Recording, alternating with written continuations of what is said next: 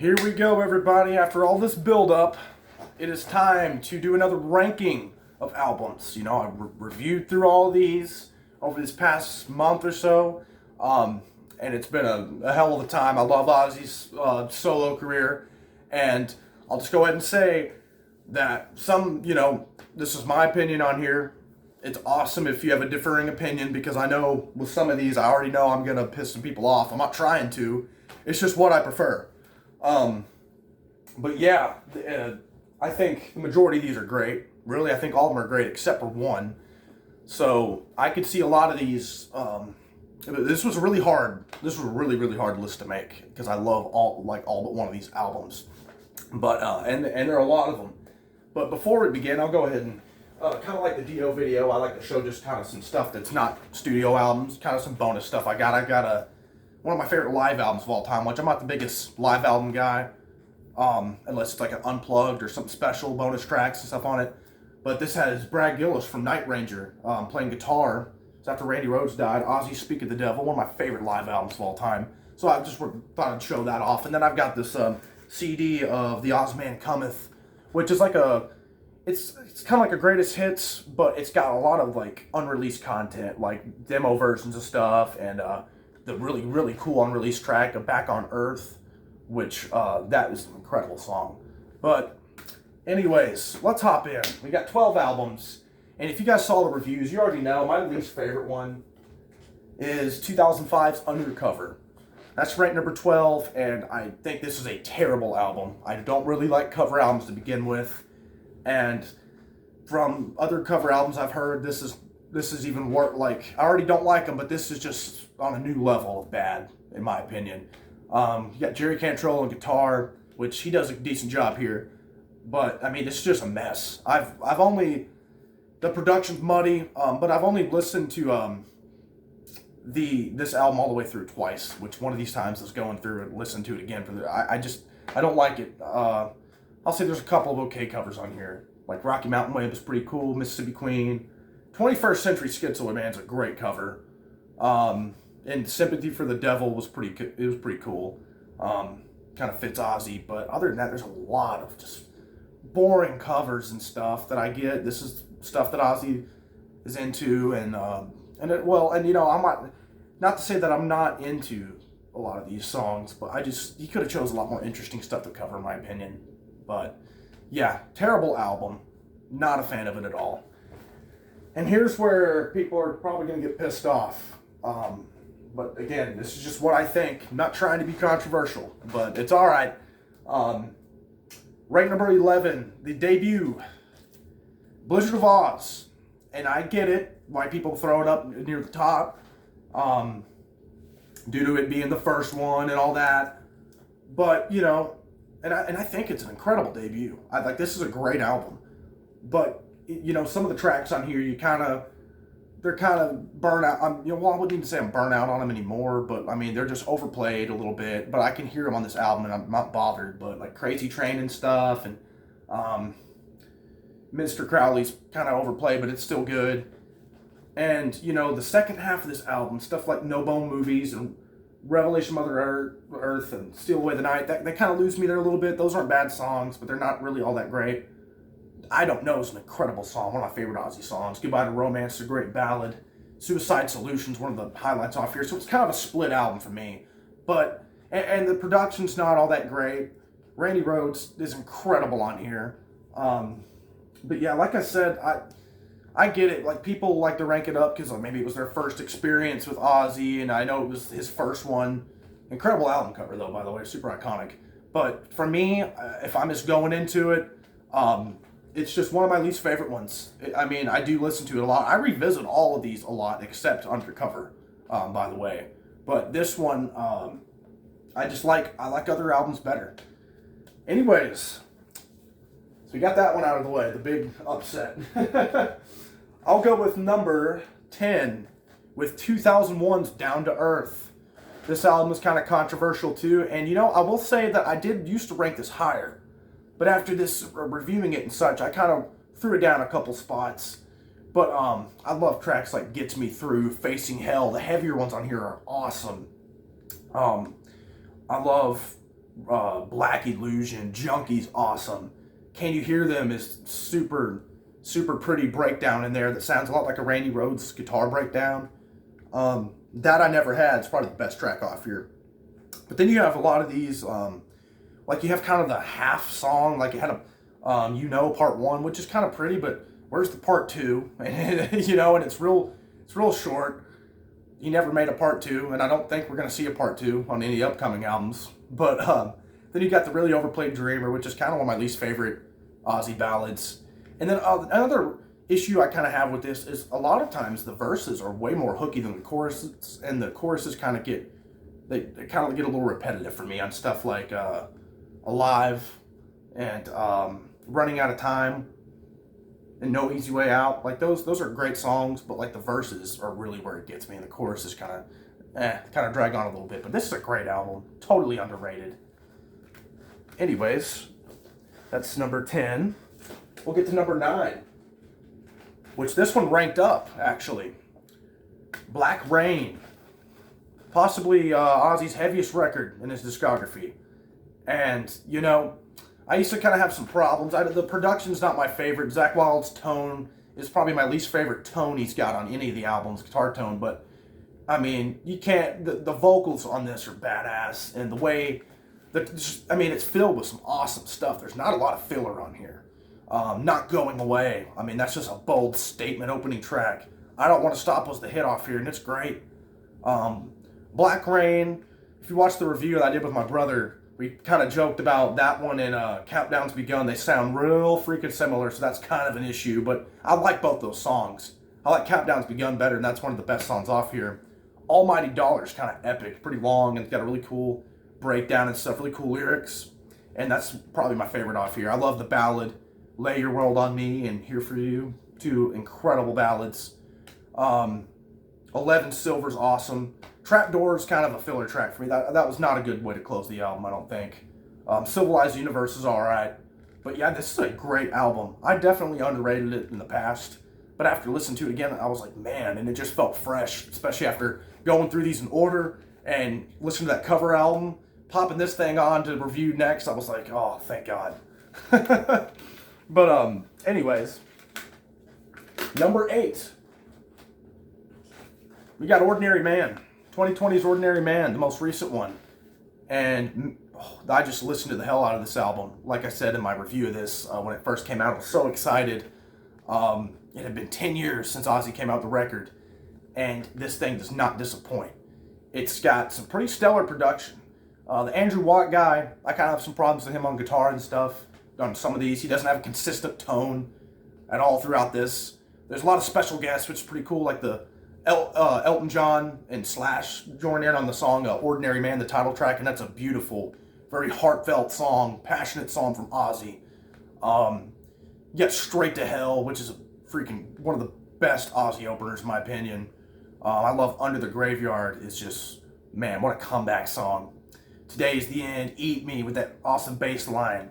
Scary Little Green Men, All My Life, Holy for Tonight, It's a Raid. All those are awesome songs. Well, I would say It's a Raid is an awesome song. The Post Malone collab, it doesn't sound bad. I wouldn't even say he's really the problem. I just think the production on that particular song, I get what they were going for, that whole kind of raw thing. They were trying to make it sound kind of old and stuff, but it just didn't work. It didn't fit in the album very well, and it didn't really, close the album well, as far as I'm concerned. And there's a lot of sound effects and stuff, but, this album, I think it's going to age well. I know some people were just kind of like, oh my God, this isn't sounding like Blizzard of Oz or whatever. Well, he's kind of evolved. And the auto-tune thing, too, is kind of annoying on here a little bit at times, but I get it. Ozzy's getting older, so he kind of needs some more help making his voice more powerful. And, this is just a great album, and that's why it's right there. 10, 9, 8, number 7 here. This one, in the past, I've kind of put it near the bottom, kind of near the top, so I kind of just ended up throwing it in the middle, but I do love this album. And Osmosis, the return album after Ozzy's, retirement there, came out, 95? And this, it is filled with ballads. There's a lot of ballads on here, which you know, it's a very emotional album for Ozzy, and I would prefer more heavier songs on it. But the heavy ones we got on here, like Perry Mason and Thunder Underground, and I love My Jekyll Doesn't Hide, Tomorrow. Those heavy tracks are freaking incredible. The production is great on here. You got a great lineup, which I forgot to mention in my review of this album, that Steve Vai, my favorite guitar player of all time, actually appears on My Little Man, which is one of my least favorites on here, actually. Kind of weird little ballad. Denial is probably my least favorite off here. I love Old LA Tonight. That's kind of a pretty song. I love the ballad I Just Want You, Ghost Behind My Eyes. See You on the Other Side's a huge hit, but that song's just freaking great. I can't help it. That's a beautiful song, and I love that watery tone Zach gets on this thing. But yeah, that lineup, you got Rick Wakeman, Geezer Butler, of course Zach Wilde still with the band here, but just incredible album that I think it is mixed a lot for a lot of people, and it's been kind of all over my rankings in the past, but I think this is a good spot for it. Okay, so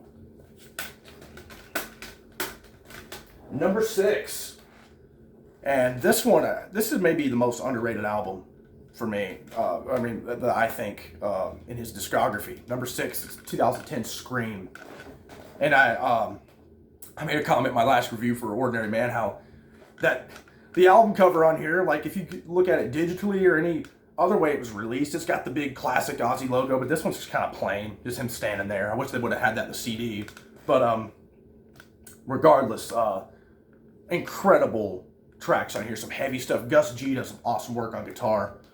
You've got Let It Die as the opener, Let Me Hear You Scream, the title track, which is actually one of my least favorites, but I do like it. It's still good. Soul Sucker is badass. It's just like a good pissed off song from Ozzy. Life Won't Wait is a beautiful kind of ballad. I wouldn't even call it really a ballad. But I love the playing on there. Digging Me Down is just an epic with some very, very cool lyrics, very unique lyrics. Same with Crucify. Fearless may be my least favorite off. Well, no, that's one of them. My least favorite is actually the closing track, which is barely even a song. I Love You All, kind of just a message. I Want It More is just a classic Ozzy track that needs to be paid attention to more.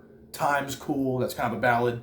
Latimer's Mercy. There's heavy stuff all over. I really liked how this was a big upgrade from Black Rain. It was really a fresh album after having Zach Wilde on all these studio albums throughout the years, and finally you get someone new with Gus G. I know Jerry was on Undercover, but that wasn't original material, so you got kind of a new guy writing songs in there, which really shaked it up.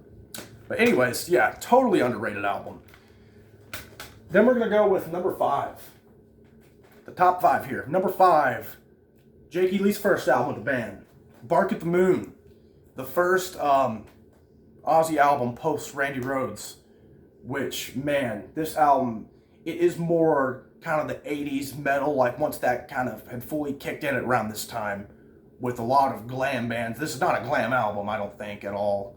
I mean, it's got some elements, but no, this is kind of, it sounds a lot like maybe a Dokken album, which Jake E. Lee does play kind of like George Lynch, makes some kind of riffs and stuff like that, very similar to him. But this is not a glam album. What I'm trying to say is that it's more of like, it just is, it sounds more 80s, if that makes any sense. But you got the title track, Bark at the Moon. You're No Different is, oh man, probably one of my top 5 Ozzy ballads ever. Now You See It, Now You Don't. It's a pretty lengthy track on here. Rock and Roll Rebels got some cool lyrics. You've got Center of Eternity. That one's kind of annoying. That's why I kind of throw. And then So Tired. This one is another one that kind of drags near the bottom, but then it picks right back. It closes so strong with one of the best tracks off here, Bark at the Moon. Or sorry, Waiting for Darkness. That is just the epic off here in a grand way to close it. But man, this. I love this album. This album does get a lot of love now, which I'm glad. I'm pretty sure it used to kind of mix people up, and I think it did kind of when it came out because people were so used to the Randy Rhoads stuff.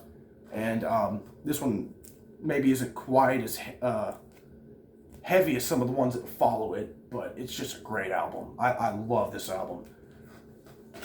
Rank number 4, another one that I would consider highly underrated. We're talking No Rest for the Wicked, Zach Wilde's first album with the band, and I think it gets underrated because it was squeezed between the the big, massive hit, No More Tears, and then the controversial Ultimate Sin. And this one's been at like my number 2 before. Honestly, I freaking love this album. Miracle Man. This is one of the heaviest Ozzy albums too, I'd say. Devil's Daughter, Crazy Babies, Breaking All the Rules, Bloodbath in Paradise, the beautiful and epic kind of synthy Fire in the Sky. One of my favorites off there. Tattooed Dancer, Demon Alcohol. There's no filler tracks on here. There's just none at all. But what I would say that kind of brought it down below some of the other ones that follow, or a little bit, is the variety. Like, I really wish the tracks, The Liar and Hero, which were bonus tracks on like the CD reissue and stuff like that, would have been featured on here, because that may have even bumped this up a couple spots. Because there are, I wouldn't even call Fire in the Sky a ballad, but like that's kind of the big epic kind of, and it's got a slow build up thing. And I wish maybe there's just some more variety in the songwriting on here. But just an incredible album. Gets a lot of hate. This is actually my brother's, my younger brother who appeared in the Black Rain review. This is his favorite album, which I totally get. I really do.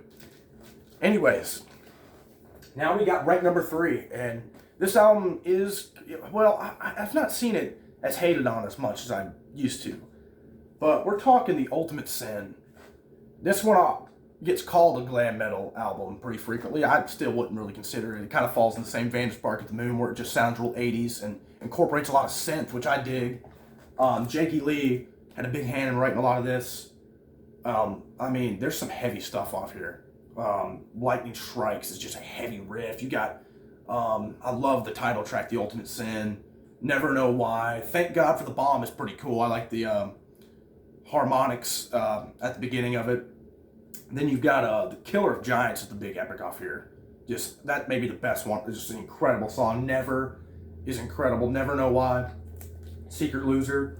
Full Like You. And then, of course, the big hit, Shot in the Dark, which is just an incredible song. Really powerful. But I would say, oh, it looks like my dog tried to join us. That's all right. Let me do that. Pardon me. She's just going to grab a seat right under my chair here. But anyways, yeah, this used to be my number 1, actually. But, you know, it did kind of drop a couple spots over the years, but clearly not much, as it's number 3. And there really is not any filler tracks on here. Some of them are less memorable than others. Like Secret Loser kind of gets a little repetitive, but I still dig that. And especially the breakdown in it. But yeah, this album doesn't receive as much hate as it used to, and as much as it probably did when it first came out. It caused a lot of controversy there, but incredible album. Love Jakey Lee. My number 2. There are only 2 left, and you can, if you know Ozzy's discography, you know which 2 I haven't mentioned. But this one is most people's number 1, and it used to be mine. This was my, this would be my second Ozzy album I heard all the way through. My first Ozzy album I heard all the way through was actually No Rest for the Wicked.